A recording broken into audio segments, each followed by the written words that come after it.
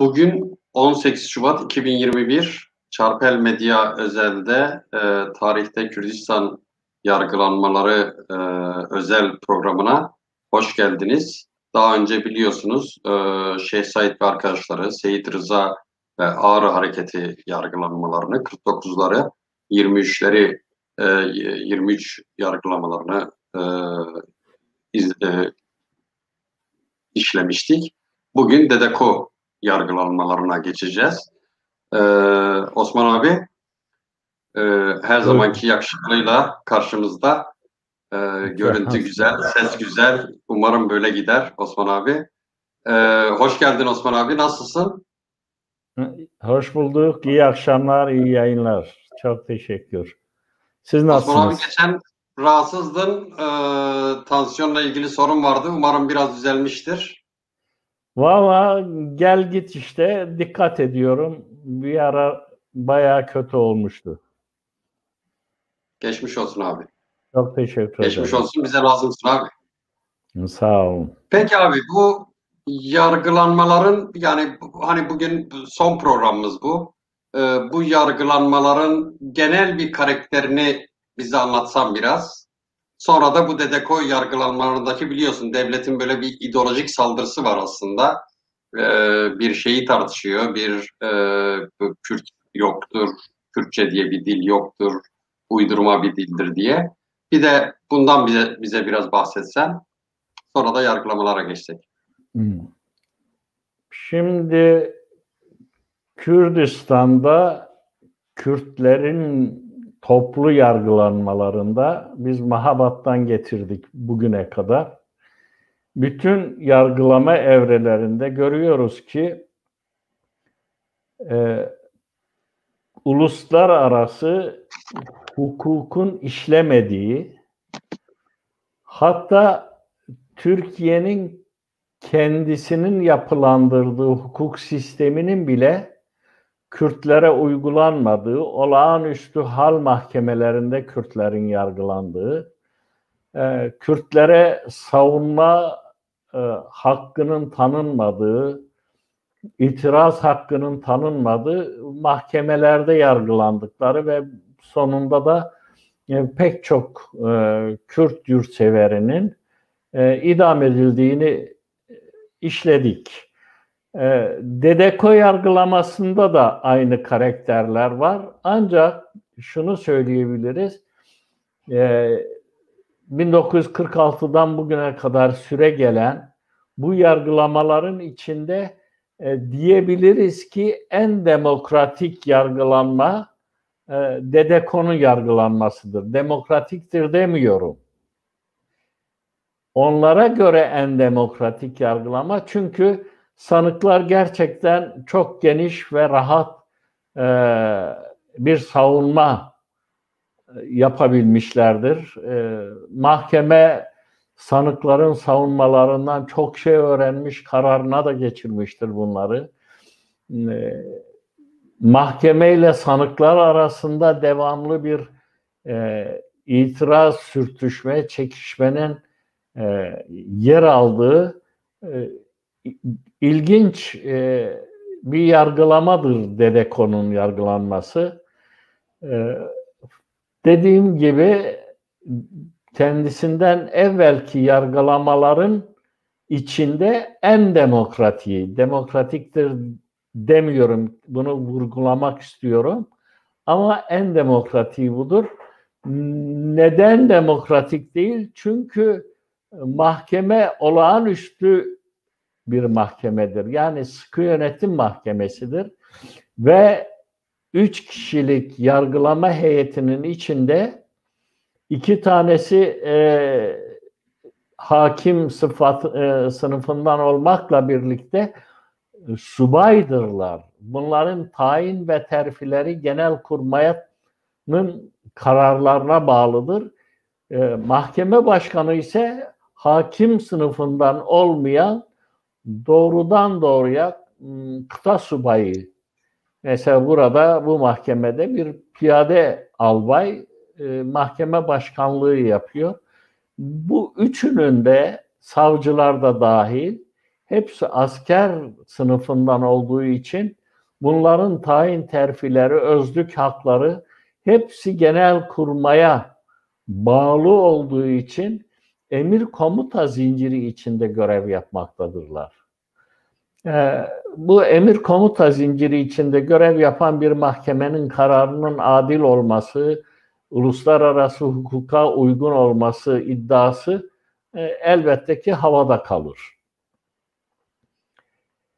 Şimdi Dedeko yargılamasına girmeden evvel Dedeko'ya giden yolu böyle satır başlarıyla bir özetlemek istiyorum. Dedeko nasıl ortaya çıktı, niçin ortaya çıktı? Bunu çok kısaca değerlendirmek gerekir. 1960'lı yıllar hem Türkler açısından, Türkiye açısından, Türkiye'nin geneli açısından, bu arada Kürt üniversite gençliği açısından bir aydınlanma dönemidir. Yeni fikirlerle tanışmaya başladı Kürtler. Solculukla tanışmaya başladı. Demokratik söylemlerle tanışmaya başladı.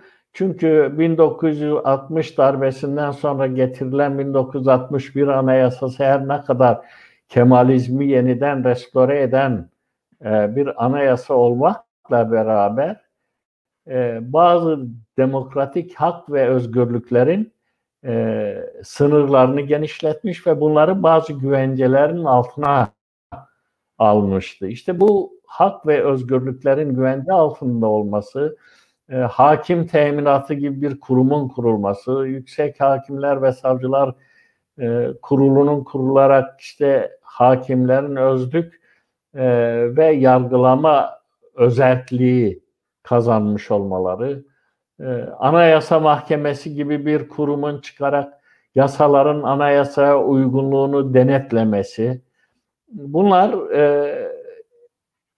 önemli gelişmelerdi ve bu gelişmelerden Kürtler son derece yararlandılar.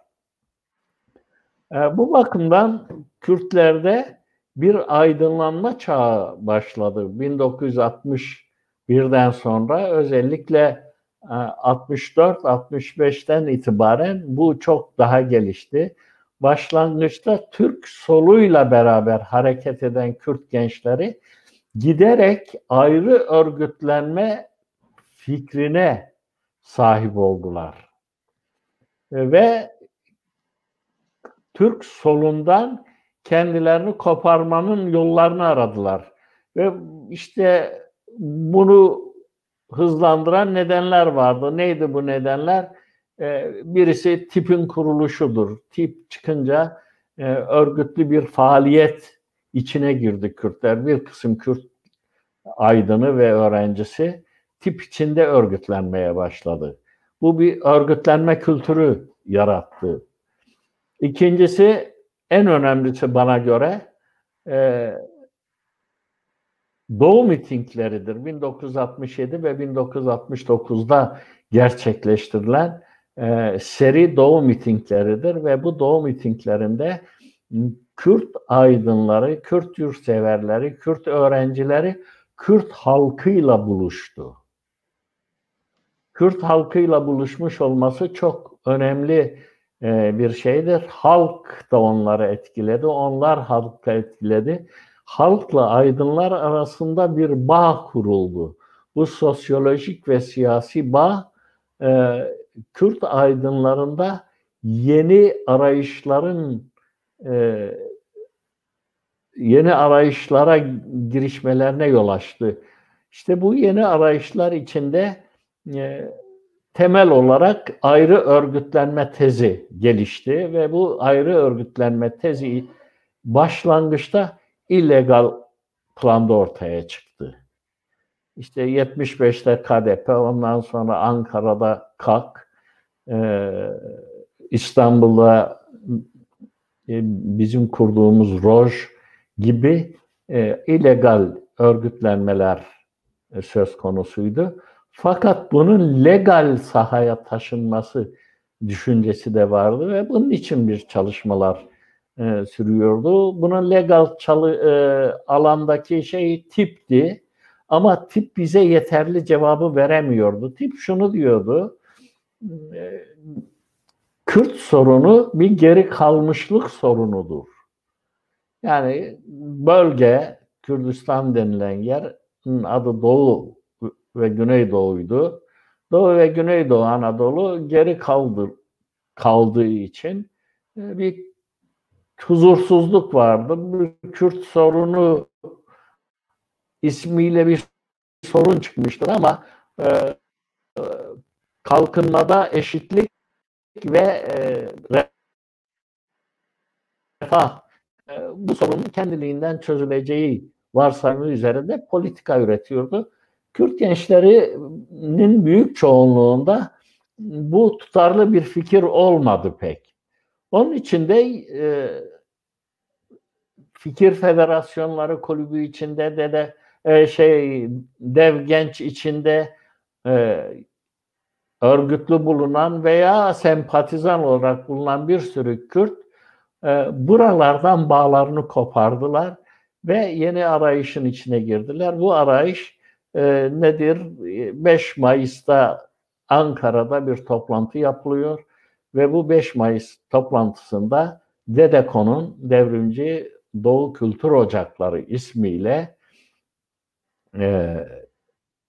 bir legal yapılanmanın kurulmasına karar veriliyor ve onun yasal kuruluş tarihi de bir hafta sonradır. Yani 12 Mayıs 1969 tarihinde bildirim İçişleri Bakanlığı'na yapılarak kuruluşu gerçekleştirilmiştir. Şimdi DEDEKO kurulduğu zaman şey değildi. Yani bütün Kürdistan'a hitap eden yaygın bir kuruluş değildi. Tek örgütlü ve Ankara'da kurulmuştu. Yani tıpkı 1900'lerin başlarında olduğu gibi Kürt aydınları Kürdistan'ın dışında örgütlü yapılanmalara gidiyorlar. İstanbul'da kurulan örgütler gibi. Daha sonra İstanbul'da kuruluyor. Ve bu DEDEKO'lar birbirleriyle düşünce bazında aynı paralelde olmakla birlikte biri diğerinin şubesi değildi. İkisi de bağımsız legal örgütlerdi. Daha sonra bunlar Kürdistan'a taşınınca Kürt halkıyla Kürt aydınları bu DEDEKO çatısı altında birbirlerini tanımaya, birbirleriyle ilişki içine girmeye ve birlikte çalışma kültürü kazanmaya başladılar. Neydi bunlar? Mesela Ankara, İstanbul'dan sonra Diyarbakır'da DEDEKO kuruldu, Batman'da kuruldu, Silvan'da kuruldu, Ergani'de kuruldu, Kozluk'ta kuruldu. Bütün bu DEDEKO'lar aynı zamanda oradaki Kürt ulus hareketinin fikri temellerini de oluşturdu. Bu açıdan bakıldığında hem tarihsel olarak hem siyasal olarak hem sosyolojik olarak DEDEKO son derece önemli, işlevsel bir legal örgüt olarak ortaya çıkmıştı ve Kürtlere ait bir örgüt olarak ortaya çıkmıştı. Çünkü kurucuların hepsi Kürtlerden oluşuyordu. Üyeleri de tabii öyle. Bu arada Türk solu silahlı örgütlenmeye gitti. İşte kırsal kesimde veya şehir gerillası olarak ayrıştılar. Ben onların şeyine girmek istemiyorum. Bunlar silahlı çatışmalar yarattı. Gençler öldü. Yani çok romantik bir devrimcilik safhası geçirdi Türk solu. Aynı zamanda Kemalizm bunun altyapısını oluşturuyordu. Yani görünüşte sol, sosyalizm, komünizm telaffuz ediliyordu ama onun ruhu, özü Kemalizm imbiğinden damıtılmıştı. Bu bakımdan Kürtlerin orada kendilerine yer bulmaları veya orada kendilerini ifade etmeleri düşünülemezdi. Ancak bazı Kürt gençleri yine o odaklarda kaldılar. Hatta hayatlarını da verdiler. İşte bu Türkiye'deki bu sol silahlı şehir ve kır gerillası tezleri ordunun yeniden yönetime müdahale etme fırsatı oldu veya bahanesi oldu ve ordu Kemalizmi yeniden restore etmek için, çünkü diyorlardı ki 1960 Anayasası Türkiye'ye bol geldi. Tek partili kültürden gelen bir Türkiye için doğrudur. 60 Anayasası bol geldi ama aslında 60 Anayasası'nda antidemokratik şeyler de çoktu. Örneğin Genelkurmay Başkanlığı'nın, örneğin sıkı yönetimin, örneğin askeri yargılamanın anayasada yer alması antidemokratik durumlardı. İşte 12 Mart 1971'de ordu, dönemin Başbakanı Süleyman Demirel idi. Ordu hem hükümete hem meclise bir muhtıra sundu ve bu muhtıra sonunda hükümet istifa etti. Demirel'in değerlendirmesi şöyleydi: eğer ben hükümet olarak istifa etmeseydim meclis kapanacaktı. Meclisin açık kalması için ben hükümeti feda ettim diyordu. Ve meclis açık kaldı. Bir teknokratlar ve bürokratlardan oluşan bir hükümet oluşturuldu. Ve bu hükümet öncelikle sol kesim üzerine bütün şiddetiyle yürümeye başladı. Bunların içinde işte Sadi Koçaş gibi asker kökenli bakanlar yahut İhsan Kızıloğlu gibi asker kökenli, hatta asker ailesinden gelme bakanlar daha rigid tedbirler almaya başladılar. Ve bu tedbirler meyanında şeyden itibaren Kürtler de tutuklanmaya başladı. İlginçtir, Mahir Çayan grubunun kaçırması, İsrail Başkonsolosu Efraim Elrom'u, başkonsolos değil, konsolosu, İstanbul konsolosunu Efraim Elrom'u kaçırmasından sonra devlet iyice hırçınlaştı ve Efraim Elrom öldürülmüştü. Ölüsü ele geçebildi. Bunun üzerine 19 Mayıs'ta hükümetin bir kararnamesi yayınlandı. Bu kararname özet olarak şunu diyordu: bu olayla uzaktan yakından ilgisi olan herkesin tutuklanmasına. Tabii bu uzak ve yakın mesafeyi kim tayin edecek, kim takdir edecek? O tamamen hükümetin bileceği bir şeydi. Yahut istihbarat örgütleriyle emniyet teşkilatının bilebileceği bir şeydi. Ve 19 Mayıs'ta Türkiye genelinde çok büyük bir tutuklama, gözaltına alınma olayı gerçekleştirildi. Kürdistan'da gözaltına alınan, bütün vilayetlerde gözaltına alınanların hepsi Diyarbakır Sıkı Yönetim Komutanlığı'na gönderildi.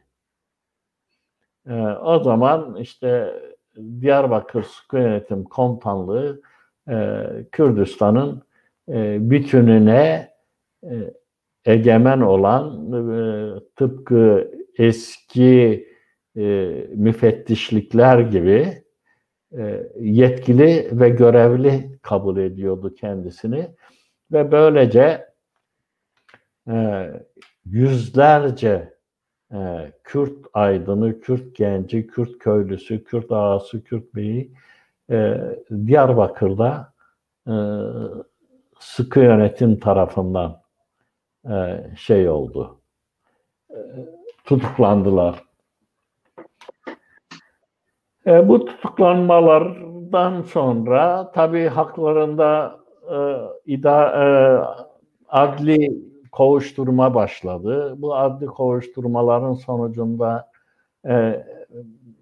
değişik kişiler hakkında iddianameler hazırlandı. Ve bu iddianamelerin özünde aslında Türkiye'de Kürtlere uygulanamayacak, yani legal örgütlerin üyesi olan Kürtlere uygulanamayacak olan 125. madde uygulanmak isteniyordu. 125. madde vatanın topraklarının bir parçasını vatandan koparmak veya ecnebi hakimiyeti altına sokmak fiilini cezalandırıyordu ve bunun cezası da idamdı. Ancak bu tutmuyordu. Tutmayınca da o zaman iddialar değişmeye başladı. 141 ve 142. maddeler üzerinden Kürtler yargılanmak istendi, yargılanmaya başladılar. Şimdi bu iddianameler başlangıçta dediğimiz gibi grup gruptu. Örneğin Kozluk, Dede Kosu için bir iddianame, Silvan Dede Kosu için ayrı bir iddianame, Ergani Dede Kosu için, yani Dede Ko şubelerinin her birisi için ayrı iddianameler, bir de ferdi iddianameler vardı. Bu Dede Ko'yla ilgili olan iddianameleri birleştirdiler sonradan. Tek iddianameyle Dede Ko davası adı altında 92 kişilik bir sanık listesi ortaya çıktı ve bu 92 kişi hakkında Diyarbakır Sıkı Yönetim Askeri Savcılığı tarafından dava açıldı ve bu davada dediğim gibi 125, daha sonra bu 141-142'ye dönüşecek ve cezalar da bu iki madde üzerinden verilmiş olacaktı. Bunun dışında pek çok bireysel tutuklamalar da var. Hatta siyasi olmayan suçlamalar var. O zaman sıkı yönetimi gerektiren suç vasfı altında bu kişiler. Örneğin soygunlar, örneğin kaçakçılık, örneğin uyuşturucu. Bu tür davalar da açıldı ama bunların Dede Ko'yla ilgisi yoktu. Şimdi Dede Ko davasında çok ilginç bir şey var. Önce Dede Ko'nun kuruluşunda şunu diyebiliriz: Kürtlerin, Kürt aydınlarının, Kürt yurtseverlerinin Türklerden ayrışma safhasını temsil eder. Dede Ko'nun fiziki yapısı ortaya çıkışı, örgütlü olarak ortaya çıkışı. Kürtler kendilerini yeni bir kimlikle, yeni bir şeyin altında, şemsiyenin altında toplamaya başladılar.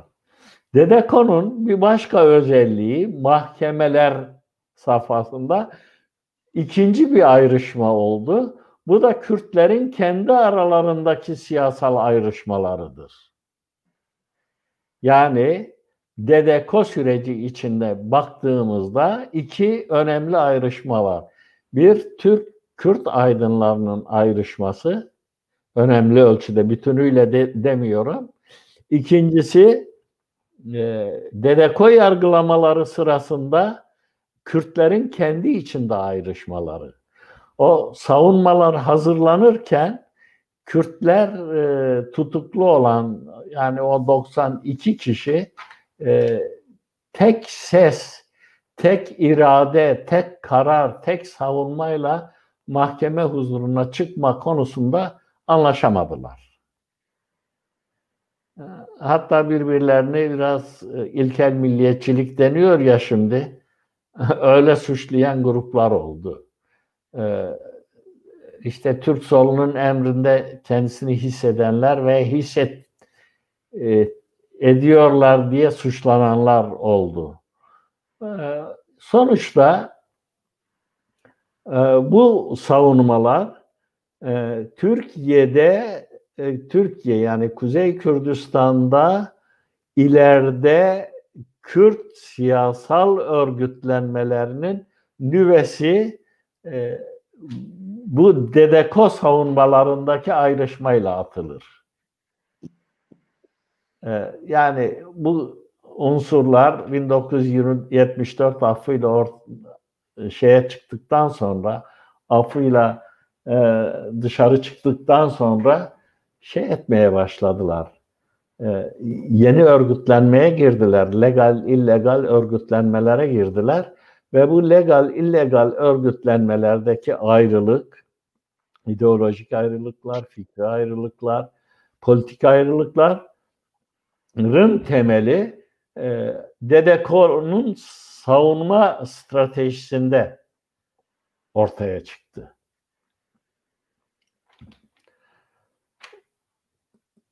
Mahkeme dedik ki bir askeri mahkemeydi. Yani olağanüstü bir mahkeme.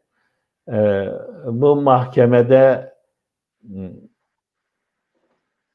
3 hakim de, ya biri zaten hakim sınıfından değil, 2 hakim de askerdir. Mahkeme başkanı Piyade Albay Ömer Aktan, duruşma hakimi Hamdi Sevinç, Kürtlerin tarihinde çok önemli bir yer alacaktır Hamdi Sevinç. Ve üye kıdemli hakim Üsteğmen Önder Ayhan'dır. Mahkeme heyeti, yani Dedeko davasını yargılayan, karara bağlayan mahkeme heyeti bunlardan oluşuyordu. Ve bunlar doğrudan Genelkurmay'a bağlı, özlük haklarıyla bağlı, onların emir ve komutası altında bulunan bir konumdaydılar. Bu bakımdan da onların verebilecekleri kararlar Genelkurmay'ın istemi dışında olamayacağı çok açıktı. Çok açıktı. Çünkü Genelkurmay bütün birimleriyle bu mahkemeleri izliyordu ve her türlü direktif veriliyordu.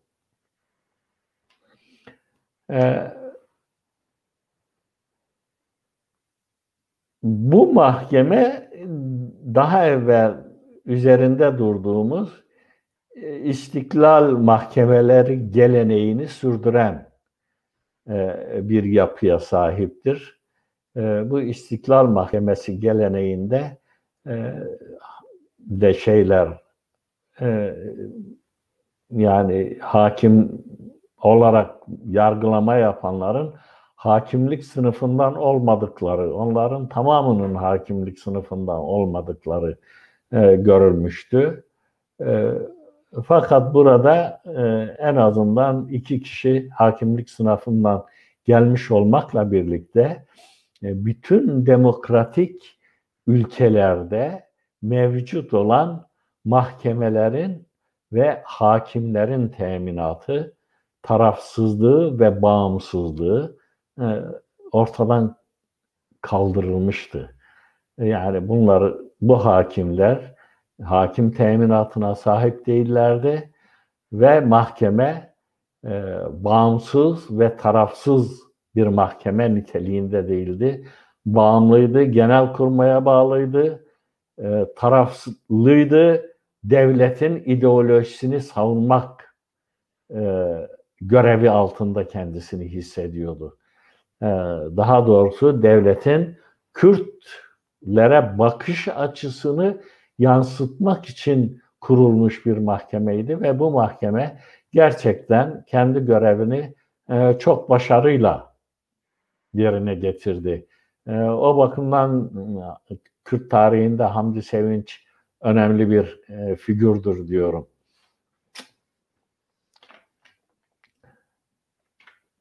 İddia dediğimiz gibi değişkendir. 125.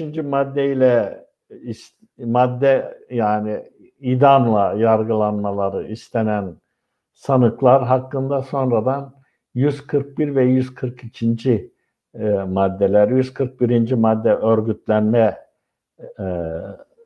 suçunun cezasını belirleyen madde, 142'de propaganda suçunun cezasını belirleyen, hüküm altına alan bir maddeydi.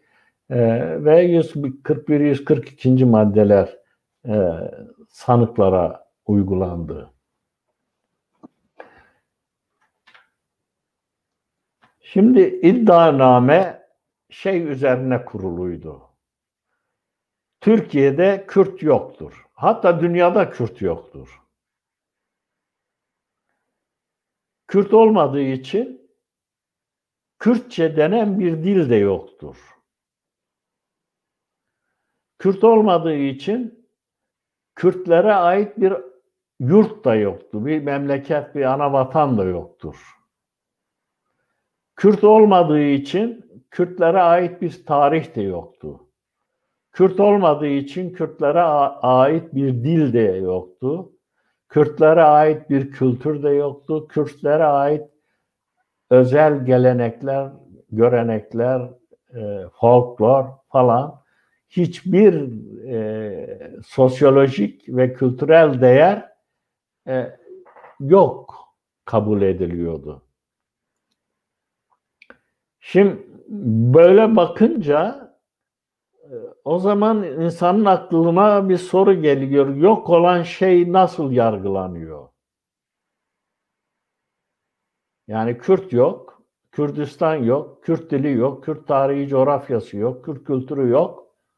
Ama Kürtler Kürtçülük yapıyor. Yani bu ne menem şeydir ki Kürtler Kürtçülük yapıyor. Nedir bu Kürtçülük? Kürtçülük, Kürt dilini, Kürt tarihini, Kürt edebiyatını, Kürt yurdunu, Kürt geleneklerini savunan görüşlerin bütünüdür. Demek var olan bir şeyin savunmasını yapan insanlar bu savunmayı yaptıkları için yargılanıyorlar. Ve mahkeme iddianame sunulurken, ki mahkeme dediğimde iddia makamı da mahkemenin bir parçasıdır.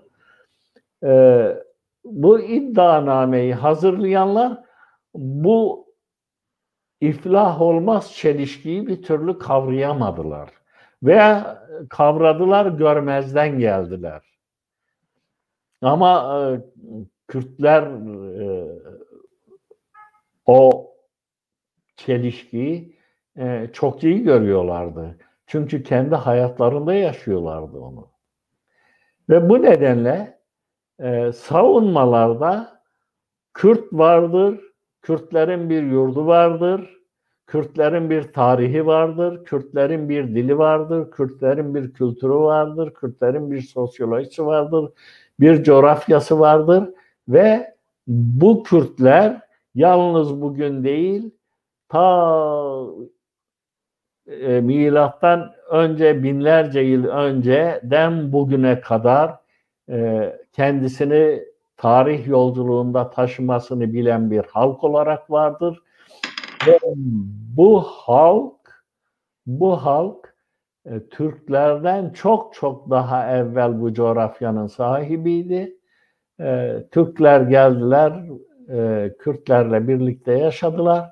Fakat bir müddet sonra Kürtler ellerindeki tüm avantajları, hakları, yetkileri yitirmek durumunda kaldılar ve kurulan devlet Türklere ait bir devlet oldu ve bu devlet Kürtleri ya kıydı, ya asimile etti, ya sürgün etti ve Kürtleri yok olan, yani teorik olarak yok saydıkları şeyi fiziki olarak öldürebiliyor. Teorik olarak yok sayılan şey fiziki olarak sürgün de edilebiliyor. Teorik olarak yok sayılan şey fiziki olarak asimile de edilebiliyor. Devlet bunları yaparken bu çelişkileri çok pervasızca atlıyor. Ama işte yargılanan Kürt sanıklar, Kürt gençleri, Kürt aydınları mahkemelerde bu iddialara karşı bir savunma stratejisi geliştirdiler. Fakat bu savunma stratejisinde şey değil, birlikte hareket etmediler. Özellikle şey var, 4 grup var şeyde, yani belli başlı ciddi savunma hazırlayan. 5. grup bir tek kişidir. Avukat Şerafettin Kaya. Şerafettin abi bir ordu gibi çalıştı. Çok yetkin bir hukukçu olarak çalıştı. Beraberinde çalışan çok değerli arkadaşlarımız oldu. Ve Şerafettin abinin de hazırladığı 80 sayfelik bir savunma daha çok ağırlıklı olarak hukuk tekniği üzerine kurulmuştu. Suçun unsurlarının gerçekleşip gerçekleşmediği, sanıkların fiillerinin bu suç unsurları ile örtüşüp örtüşmediği, DEDECCO'nun gizli bir örgüt olmadığı, legal kurulduğu, legal çalıştığı, legal hizmet gördüğü stratejisi üzerine 80 sayfelik çok hukuki değere sahip bir savunma yapmıştı. Hemen hemen bütün sanıkların avukatı konumundaydı.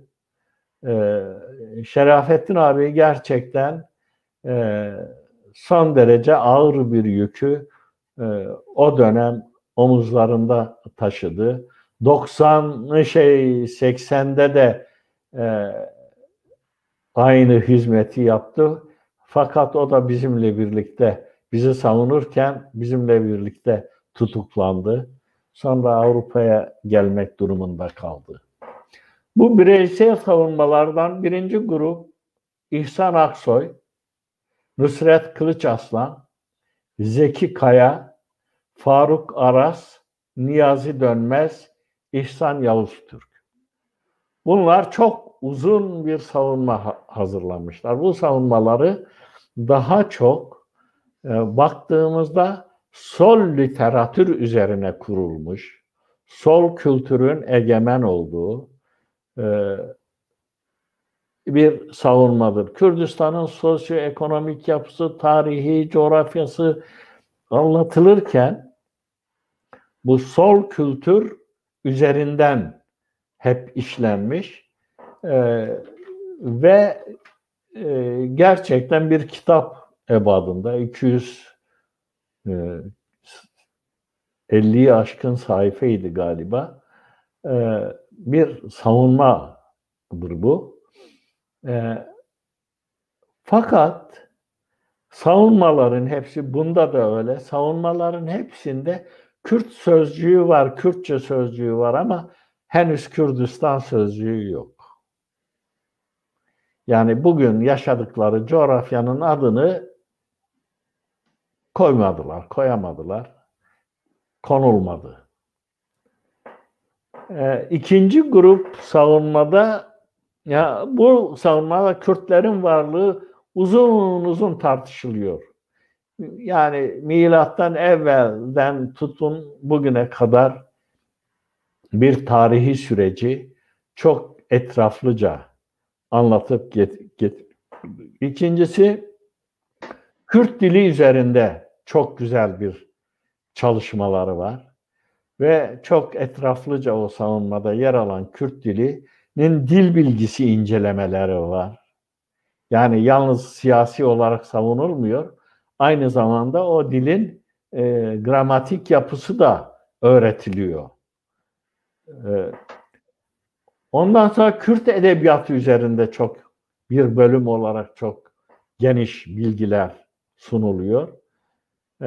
Daha sonra bölgeler arası ekonomik ve sosyal dengesizlikler üzerine, o günün Türkiye'nin ekonomik şartları irdeleniyor. Bu ekonomik dengesizlik sonucu Kürdistan'ın yoksul bırakıldığı tezi savunuluyor ve Türkiye'nin Doğu ve Güneydoğu, o parantez içinde söylüyorum, tırnak içinde söylüyorum, yeraltı ve yerüstü zenginliklerini batıya aktardığını, Kürtlerin kendi zenginliklerinden de istifade edemedikleri söyleniyor. Daha sonraki bir bölümde Türkiye'nin son 200 yıllık sosyoekonomik incelemesi yapılıyor, sosyolojik ve ekonomik olarak. Ve yine sol literatüre uygun, sol kültür üzerinden bu irdelemeler yapılıyor. Ve son olarak da teknik hukuk tartışmasına giriliyor. Eylemlerinin suç olmadığını, bütün eylemlerini, bir kısım eylemlerinin kabul etmediklerini, fakat kabul ettikleri eylemlerin hepsinin legal olduğunu, DEDEKO'nun legal bir yapı olduğunu ve legal yapının tüzüğü gereği yapılmış olan tüm işlev ve eylemlerin hukukun koruması altında olması gerektiğini savunuyorlar. Bu nedenle de suç işlemediklerini, yaptıkları şeyin suç olmadıkları tezi üzerinden beraatlerini talep ediyorlar. Birinci grup bu. Ben Şerafettin abiyi önce söyledim, o sanık değil çünkü o savunmadır. İkinci grup kısa bir savunmadır. Mehmet Tüysüz, Sait Pektaş, Mahmut Fırat, Cemşit Bilek. Bunlar da Kürtlerin ve Kürtçenin varlığı üzerinde yine argümanlarını ileri sürüyorlar ve teknik hukuk açısından da bir savunma yaparak eylemlerinin suç oluşturmadığını, beraatleri gerektiğini söylüyorlar. Üçüncü bir grup nedir? Fikret Şahin, İbrahim Güçlü, Mümtaz Kotan, Ali Yılmaz Balkaş, Battal Batte, Mahmut Kılınç, Ali Beyköylü, Yümrü Budak'tan oluşan bir başka savunma grubu vardır. İlk siyasi savunma yapalım tezini cezaevinde benim bilebildiğim kadarıyla getirenler bu gruptur. Fakat bu grup tip içinde faaliyet gösteren ağabey takımıyla anlaşamıyor. Yani ağabey takımı dediğim işte Tarık Ziya Ekinci, Kemal Burkay, Tahsin Ekinci, Mehmet Emin Bozarslan, yani bu ağabey takımı dediğimiz bunlar. Onlar katılmıyorlar buna. Demin bahsettiğim birinci grup İhsan Aksoy ve arkadaşları ise bunları fazla milliyetçi bularak bunlarla birlikte hareket etmiyorlar ve bunlar da ayrı bir savunma hazırlıyorlar. Bu savunmaları aslında iddianameye cevaptır bu savunmalar. Fakat son savunmaları da bu esas üzerinden bir özettir. Ama asıl şeyi iddianameye verilen cevapta yapılan sorguda bütün iddialarını ortaya koyuyorlar. Burada Türkiye'nin sosyoekonomik yapısı inceleniyor. Yani geniş bir izah var. Burada da aynı sol kültür üzerinden sol tandanslı bir Türkiye'nin sosyoekonomik izahı yapılıyor. Şeylere baktığımızda hepsinin savunmalarında başvurdukları kaynakların hepsi sol kaynaklardır. Bu bakımdan da ortaya çıkan savunma da zorunlu olarak sol olarak çıkıyor. İkinci bir başlık olarak Kürt halkının varlığı üzerinde uzun uzun duruluyor. Kürtlerin tarihi anlatılıyor. Kürtlerin varlığı kanıtlamak sözü olmaz da Kürtler zaten var. Var olduğunu göstermeye çalışıyorlar. Üçüncü bir başlık Cumhuriyet döneminde yaşananları anlatıyorlar. Cumhuriyet neden Kürtlerden vazgeçti? Neden Kürtlere karşı tavır takındı? Neden işte ulus devlet kurulurken Kürtler bu devletten dışlandılar? Bunun üzerinde çalışıyor. Bir başka başlık olarak Kürtçenin varlığı üzerinde çok etraflı bir izah var. Bir başka başlık 141-142. maddenin metninde şöyle bir ifade var. Irk mülahazasıyla işte örgütlenen veya propaganda yapanlar cezalandırır. Yani temel şey ırk mülahazası, ırkçılık. Temel şey bu. Bir başlık olarak bunun üzerinde duruluyor. Irkçılık suçlaması reddediliyor. Kürtlerin ırkçı olmadığını, kendilerinin ırkçı olmadığı, DDK'nın politikasının ırkçı bir politika olmadığını anlatılıyor o savunmada.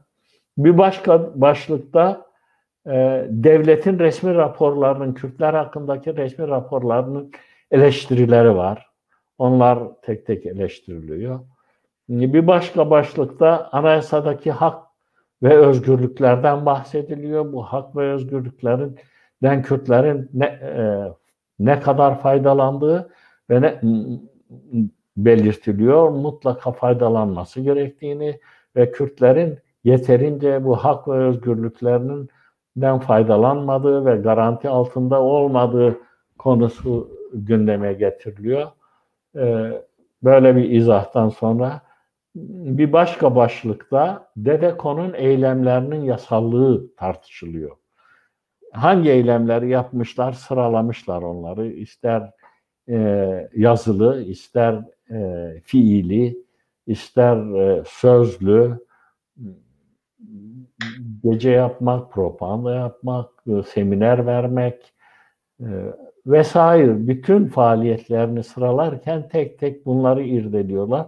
Bunların hiçbirinin Türk Ceza Kanunu'ndaki 125. madde veya 141-142. madde ile ilişkin bir suçu oluşturmadığı iddiası yer alıyor ve bu yönde bir savunma yapılıyor.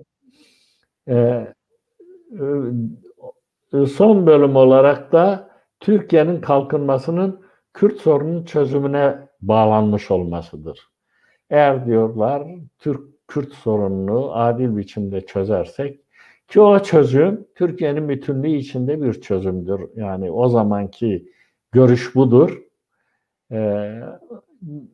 Hakça her türlü hak ve özgürlükten ve kendi dilinden kendi kimliğine ve diline sahip biçimde yaşam hakkı olarak özetleyebiliriz. Böyle bir çözüme bağlanabilirse Kürt sorunu çözülmüş olur. O günkü anlayış bu. Ve bu da Türkiye'nin kalkınmasını getirir.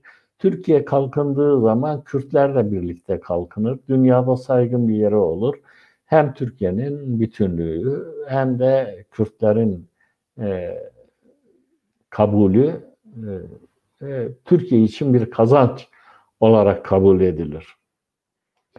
Bunun dışında diğer sanıklar, yani 2, 4, 7 burada, 6, 13, 4 daha 17 sanığın dışındakilerin hepsi ferdi savunma yapmıştır. Bireysel savunmalar yapmışlardır. Ve bu bireysel savunmaları ya kendileri ve mutlaka avukatlarıyla birlikte, mesela imkanı olanlar, diyelim Tarık Ziya Ekinci, kardeşi Yusuf Ekinci, Uğur Alacakaplan'ı, o zaman Türkiye'de en büyük ve en önemli ceza hukukçusu Uğur Alacakaplan'dı. Profesör Uğur Alacakaplan'ı avukat olarak tutuyorlar. Ve bu bireysel savunmalardaki ağırlık teknik hukuk tartışmasıdır. Yani eylemlerinin suç olmadığını, bölücülükle, ırkçılıkla, vatanı bölmekle suçlanamayacaklarını, böyle bir eylemlerinin olmadıklarını, düşünce bazında bazı fikirlerinin olduğunu, bu fikirlerinin de yasalara ve anayasaya aykırı olmadığını, bu bakımdan Türk Ceza Kanunu'ndaki suçun unsurlarının oluşmadığını, suç unsurlarının oluşmadığı için cezalandırılamayacakları ve bu nedenle beraatleri gerektiği yolunda, yani ben çok özet olarak geçtim, savunmaya dayanıyor. İşte 92 sanıktan aşağı yukarı 4'te 3'ü bu tarzda, hatta 5'te 4'ü bu tarzda savunmalar yapıyorlar. Bu savunmalar böyle yapılıyor ve bu savunmalara karşı sonradan mahkemede sorgulamalar yapılıyor. Mahkeme sorgulamaları çok bazen eğlenceli. Maalesef ben göremedim o yargılamalar evresinde. Yargılamalar başlayıncaya kadar ben tutukluydum orada ama beni tahliye edip askere gönderdiler. Askerliği de er olarak yaptırdılar bana. Ben yani yargılama evresinde askerdim. O bakımdan bilmiyorum. Sonradan gerek o dosyaları okumakla, gerek oradaki arkadaşlarımla yaptığım konuşmalarda, sohbetlerde yani her şeyin haberdar olmaya başladım, her şeyden. O mahkemeler bazen gergin, bazen çok esprili. bazen mahkemeyle dalga geçercesine şey söylemek, bazen mahkemenin hırçınlığı, böyle bir atmosferde yargılamalar devam ediyor. Fakat şey şu, mahkeme sanıklardan çok şey öğrenmiş. Yani gerekçeli kararı okuduğumda ben şunu gördüm ki hiçbir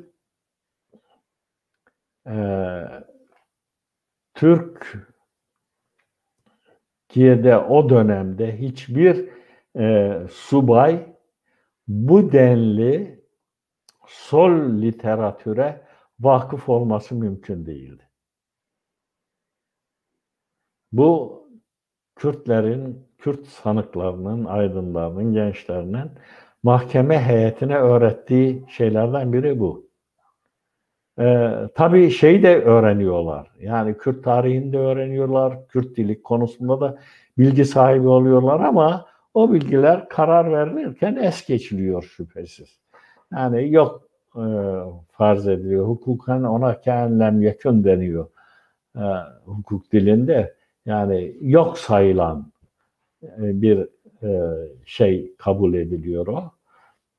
Bu nedenle mahkeme heyetinin verdiği karar adil değildir. Artı şüphelidir. Çünkü mahkemenin bağımsızlığı ve tarafsızlığı söz konusu değil. Hakim teminatı yoktur. Ve bir müddet sonra cezaevinde bazı baskılar uygulanmaya başlıyor. Cezaevindeki daktilolar toplanmaya başlıyor. Ve bu da sanıkların savunma hakkının kısıtlanmasını getiriyor. Mesela iddianamelere verilen cevaplarda bakıyoruz sanıkların hemen hepsi daktiloyla yazmış. 200-250 sayfelik savunmalar yapıyorlar ama artık o imkanları yoktur. Son savunmalarını yaptıklarında bunu daha çok ilk savunmalarının tekrarı olarak sözlü yapıyorlar.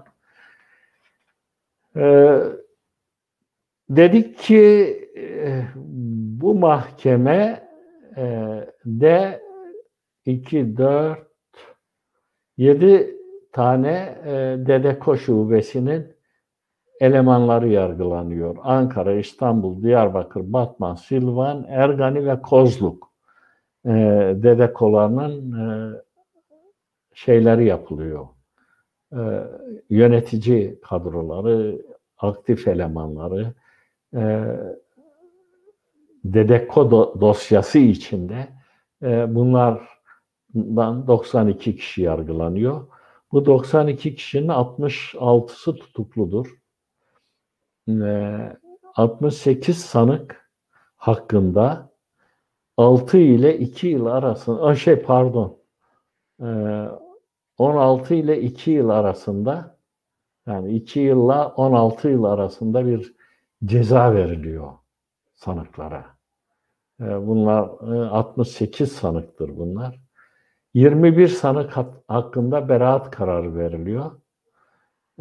3 sanık hakkında da dosyalarının ayrılmasına karar veriliyor. Bunlar DEDEKO'yla ilişkisi değil, Türk soluyla olan ilişkisi nedeniyle o Türk solu hakkında açılan davalarla bağlantı kurularak bu 3 kişinin dosyası tefrik edilerek cezalandırılıyor.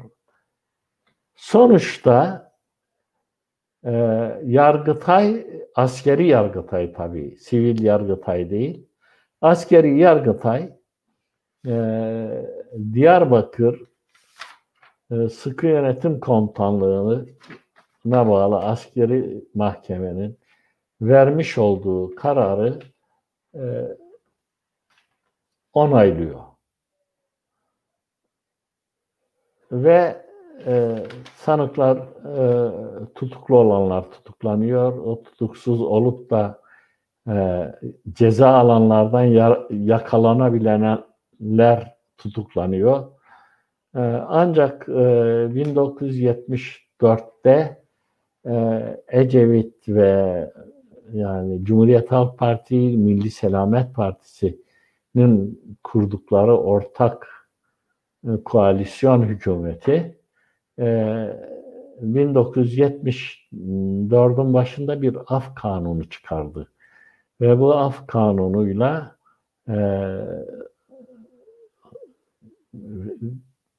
içeride olan düşünce suçları veyahut belli sınırın altındaki cezaları almış hükümlerin bırakılmasına yönelik bir karardı bu. Fakat son anda oylama sırasında Milli Selamet Partisi'li milletvekilleri 141 ve 142. maddeden ceza alanları hakkında affa hayır dedi. Ve bunlar af kapsamı dışında kaldılar. Ancak bu husus anayasanın eşitlik kuralına aykırılığı ve başka nedenlerden dolayı aykırılığı nedeniyle Anayasa Mahkemesi'ne götürüldü. Anayasa Mahkemesi o şeyi çok anayasa aykırı bulduğu için iptal etti ve böylece 141 ve 142. maddeden yargılanmış olanlar, hüküm giymiş olanlar da af kapsamı içinde sayıldılar ve bu af kapsamı içinde sayılan bu kişiler sanıyorum 74 sonbaharında falan artık tahliye oldular ve yeni bir siyasi aktivitenin içine girmeye başladı.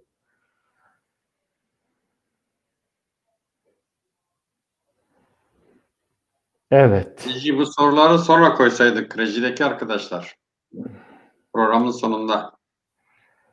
Şimdi aşağı yukarı Dedeko hakkında söyleyebileceğimiz, yargılaması hakkında söyleyebileceğimiz şey bu. Çok büyük dosya ve bu konuda son dönemde o dönemin hem sanığı hem müdafi durumunda olan avukat Ruşen Aslan arkadaşımız bu konuda derli toplu bir çalışma da yaptı. Yani Türkiye'de zaten onu bulanların sayısı fazla da maalesef Avrupa'da henüz bulamadık ama sağ olsunlar bana gönderdiği linklerden ben Ruşen kardeşimin linklerden okuma imkanı bulabildim. Gerçekten son derece zengin bir dokümanı derlemiş. Ellerine sağlık kendisinin de. Peki. Abi böyle sesim geliyor mu abi? Evet, çok iyi. İyi. Bak program başından beri boşuna demek arada girmemişim. Ben aman girersem ses bozulur falan diye hiç öyle oturdum yani. Verim nasıldı? Çok iyiydi abi. Çok iyi yani bugün böyle muhteşemdi. Abi böyle mesela bu 49'lar sırasında hani o bildiri çıkaran yüzden fazla öğrenci, sonra bu 63'lerde bu 23'ler davasında bu Dicle Fırat ve Denk dergileri, bunlar aynı zamanda Dedeko'ya giden süreçteki örgütlüklerin zeminini oluşturuyor olabilirler mi abi? Tabii şimdi o Kürtlük konusunda dedik ki yani 55'ten bu yana daha doğrusu Erivan Radyosu, 58'de Barzani'nin yurda dönmesi, sonra 49'lar davası, 55'ler. Evet. Ondan sonra 61'deki Güney Kürdistan'daki devrimin başlaması, silahlı ayaklanma, bütün bunlar Kuzey Kürdistan'da Kürtler arasında bir uyanışı sağladı. Ve bu uyanış öyle tesadüfi değil tabii. Bunun altyapısı budur. Ve bu uyanış ilkin basın araçlarına yöneldi ve basın yoluyla kitlelere bu fikirleri ulaştırmak daha mümkün kabul edildiği için ona yöneldi. O arada Kürt meselesini konuşan, tartışan, aslında yani bizi Kürtlerin anladığı anlamda değil de fakat böyle bir meselenin varlığı ve çözümünün gerekliliği üzerinde Türk medyasında da vardı. Mesela Yön dergisi onlardan biridir. Ondan sonra şey vardır, Barış Dünyası, Ahmet Hamdi Başar'ın sahipliğini yaptığı Barış Dünyası pazar ekonomisini ve federasyon sistemini savunuyordu. Yani bir nevi Prens Sabahattin'in görüşlerini savunuyor. Ondan sonra bu gelişti tip içinde Kürtler örgütlenmeye başladılar. Yani bir parti içinde örgütlenme kültürü kazandılar. Daha sonra gerek tip içinde gerek tip dışında yeni yayınlar çıktı. Mesela Kemal Vurkay'ın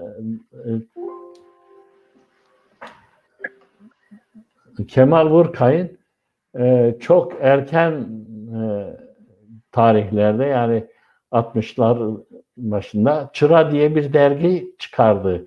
Mehmet Ali Arslan Yeni Akış diye bir dergi çıkardı. Diğerlerini söylemiştik zaten. Yani Dicle Fırat, Rojane ve Denk dergileri vardı. Bütün bunlar bir potansiyel yarattı, bir fikri zenginlik yarattı. Bu fikri zenginlik aşağı yukarı toplumun her kesimine yayıldı. Ve bu arada şey çok önemlidir. Medrese kültüründen gelen hocaların yani din adamlarının bu Kürt kültürü üzerindeki etkileri çok önemliydi. Yani medresedeki öğrendikleri şeyleri topluma aktarmaya başladılar. Hatta KDP'nin işte daha çok bunlar üzerine kurulmuş bir illegal siyasal parti olarak ortaya çıkışı önemlidir. Üniversitelerde artık üniversite gençliği illegal örgütlenmelere gitti. Ankara Üniversitesi'nde KAK, İstanbul Üniversitesi'nde ROJ, daha sonra işte 70'te Doktor Şıvan'ın öncülüğünde gerçekleştirdiğimiz Kürdistan Demokrat Parti Demokrat Kürdistan'da Türkiye Partisi kuruldu. Bunlar öyle havadan gökten zembille inmedi tabii. Bütün bu birikimler tıpkı bir sel suyu gibi her yandan bir şeyler, küçük küçük derecikler katıldı buna ve büyük bir sel haline geldi. İşte bu sel 71 muhtırasını getirdi. 71 muhtırası da çözemedi bunu. 80 darbesi geldi. 80 darbesi de çözemedi bunu. Hala Kürt sorunu eğer güncel olarak can yakıcı şekilde ortada duruyorsa bu artık mutlaka çözülmesi gereken bir sorun olduğu anlamına gelir. Artık Kürtlerin susmayacağı anlamına gelir. Artık Kürtler, İhsan Aksoy'un çok güzel bir lafı vardı. Vefatından evvel verdiği bir demeçte, ne dünya eski dünyadır artık, ne de Kürtler eski Kürtlerdir artık demişti. Evet, ne Kürtler ne de dünya artık eskisi gibi değil. Her şeyden anında haberdar oluyor. Dünyada, insanlar da. Peki abi bu şeydeki Dedeko yargılanmaları sırasında yani farklı gruplar var. Bu mesela bunların içerisinde diyelim ki ismi en fazla bilinen Ocak grubu değil mi? Ocak Komünü. Ya o komünlerin ben isimlerini söylemek de Diğerlerinin de var mı isimleri böyle? söylemek de istemiyorum. Yalnız savunmada söyledim isimlerini. Bu savunmada zaten ayrışmışlardı. O komünler biraz dedikoduyu davet eden Öyle davranışları mi? Peki. içeriyor. O nedenle uzak durdum ben ondan. Peki, Fakat tamam. savunmalar önemliydi ve bu savunmaları yapanlar, altında imzası olan kişileri de ben saydım. Evet. Peki abi sorulara geçelim mi? Geçebiliriz tabii. Geçelim. Reji, sorular varsa soruları alalım.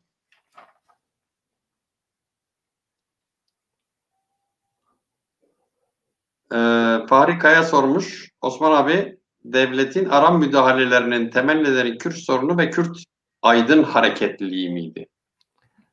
Yalnız o değil. Nedenlerden biridir. Önemli nedenlerden biridir. Türkiye'de solun da gelişmesi 71 muhtırasının nedenlerinden biridir. Kemalizmin aşınmış olması da nedenlerden biridir. NATO'nun Türkiye'yi yeniden dizayn etme arzusu da nedenlerden biridir. Yani bunlar yalnız iç dinamiklerin yarattığı şey değil. O zamanki dış dinamikler, özellikle NATO, tabii NATO'nun patronu Amerika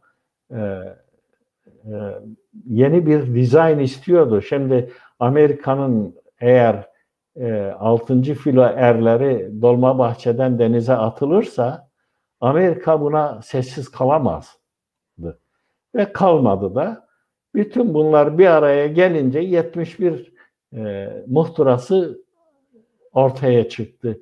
Fakat Fahri Kaya kardeşimizin belirttiği gibi yani ana müdahalenin temel nedenlerinden biri de Kürt sorunudur. Kürt sorunu şöyle diyelim, bu devlet Kürt sorunu tamamen çözülmedikçe bu devletin temel sorunu olarak devam edecektir. Evet. Peki. Reji, başka soru. Gene Farika'ya sormuş. Kuzeyde Kürt milli aydınlanması ve aydınlar sol gelenekle mi gelişti? Dedeko, Kürt aydınlarının metropolde milli gerekçeler üzerinden örgütlenme çalışması mıydı? Şimdi o soruyu bir daha verebilir mi Reji bana? Kürt aydınlarının metropolü. Şimdi sadece sol gelenekle gelişmedi. Sol gelenek önemli bir ivme kazandırdı. Yeni temellendirmeler yaptı. Yeni argümanlar getirdi. Yeni çözümler getirdi. Yeni bir kültür getirdi.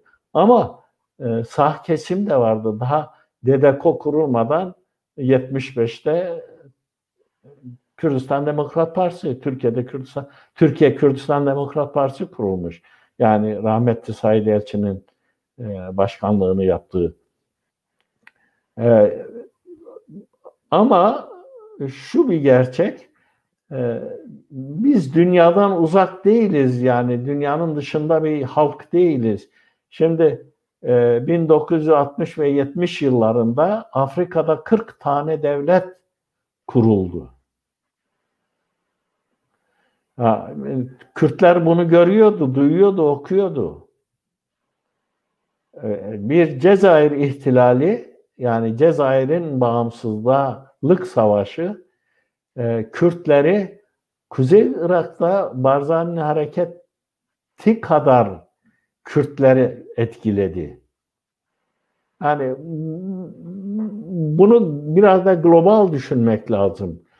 Bu bakımdan şeydir, sadece bizim marifetimiz değil o. Yani Kürtlere kazandırılmış bir kültür var. Dünyanın kazandırdığı bir kültür var. Doğanın diyalektiği bunu gerektiriyordu. Bu diyalektik gereği Kürtler de kendi hakları ve özgürlükleri için girişimlerde bulundular.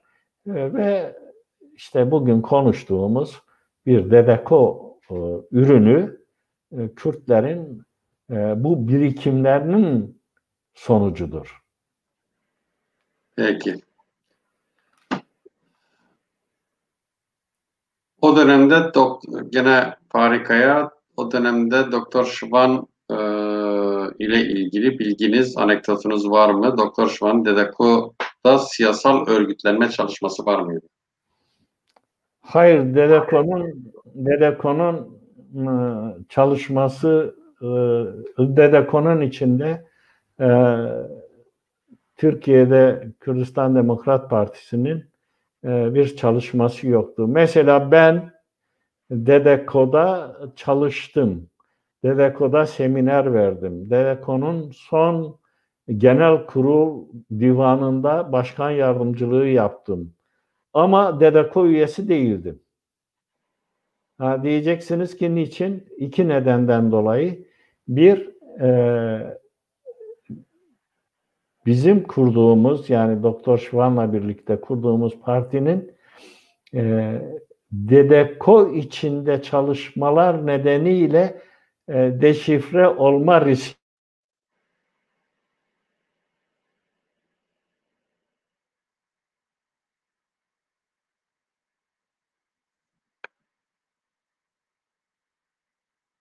Ses gitti, görüntü dondu. Rahatlamıştık aslında, demiştik ne güzel, yani bugün çok iyi gidiyor diye. Fakat şansımıza işte. Peki biraz bir şarkılık ara verip tekrar dönelim mi? Osman abi belki yeniden girer. Öyle bir şey yapalım reji.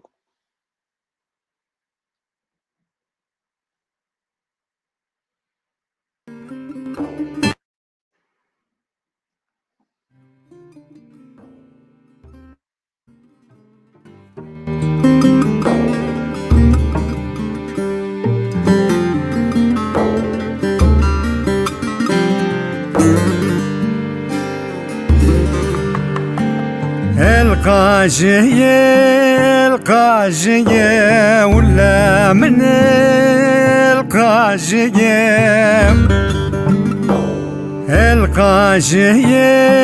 القاجية ولا من القاجية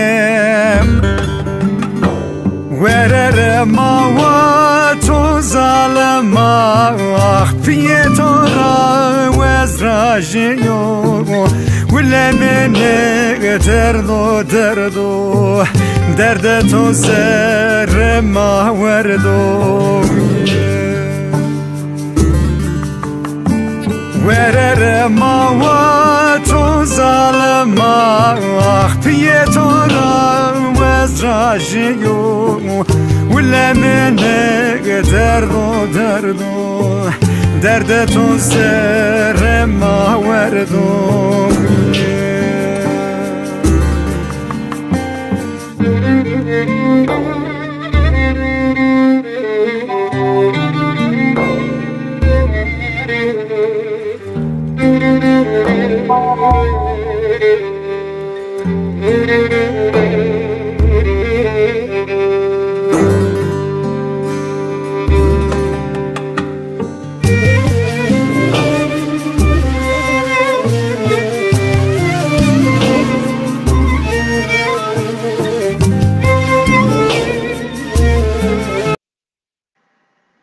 Evet. Osman abi yeniden bağlanamıyor.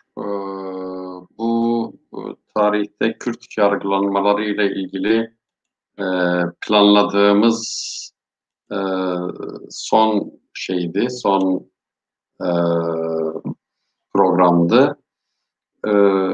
Umarız Osman abi tekrar şey yapar, yeni çalışmalarını tekrar birlikte sunabiliriz. Sorularınız artık